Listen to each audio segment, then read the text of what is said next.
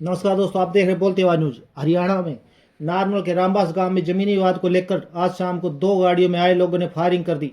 गोली चलने की सूचना मिलने पर गांव में पुलिस पहुंची, जिसके बाद पुलिस ने ग्रामीणों को बयान लिए। मौके पर डीएसपी ने भी निरीक्षण किया। गांव रामबास में निवासी वीरेंद्र सिंह ने आरोप लगाया है कि उनके घर पर 8 से 10 राउंड फायरिंग की गई। उसके बाद यह पूरा मामला उनके परिवार के पुराने जमीनी विवाद से जुड़ा हुआ है। उनके अनुसार उनके भाई ने पहले अपनी जमीन को कुछ हिस्सा बेच दिया था और हाल ही में बचा हुआ हिस्सा भी किसी अन्य व्यक्ति को बेच दिया गया।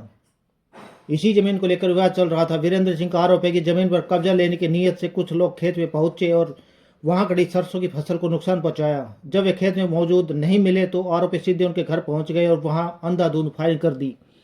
वीरेंद्र सिंह के अनुसार 8 से 10 राउंड गोलियां चलाई गई। हालांकि यह इलाका खुला होने के कारण किसी प्रकार की जान हानि नहीं हुई और कोई भी घायल नहीं हुआ। इस घटना में परिवार बाल बाल बच गया।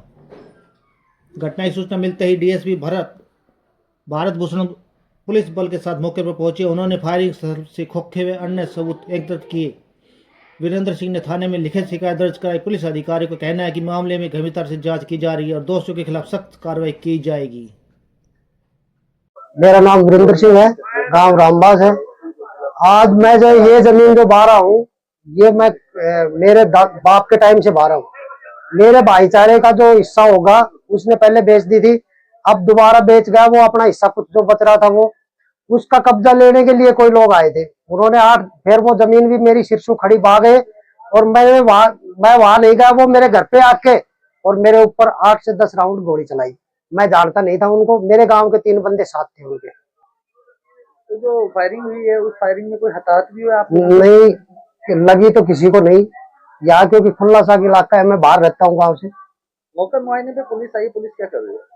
पुलिस जी वो गोली वाली दबा रखी है, बस वो देख रहे हैं, पता नहीं क्या कर रही है। आपको किसी पे शक है? मेरे को गांव के लोगों पे शक है जी, साथ है उनके इन्वॉल्व। नाम बता सकते हैं? हाँ जी। शिकायत दी है आपने पुलिस में? पुलिस में शिकायत अब दी है जी, गोली चलने के बाद। कौन कौन लोग इसमें एक जी प्रदीप है नाम का लड़का, जो दिल्ली पुलिस में कार्यरत है, उसका भाई है बड़ा, एक रविंद्र है। ये तीनों लड़के हैं। ये मेरे अंकल के लड़के को पकड़ के भी कह चुके हैं कि वो जमीन तू खरीद ले, तेरे को हम दिलवा देंगे। हमारी जमीन हमारे को ही बेच रहे थे 6 महीने पहले। जमीनी विवाद है? हाँ, ये जमीन का विवाद है, लेकिन ये जमीन हमारी वाली जमीन ही कब्जा रहे। इन्होंने 10 लाख रुपए में ले ली उससे। वो थोड़ा भोला आदमी है, मेरे अंकल का लड़का था, उसको पता नहीं कहाँ ले गई है।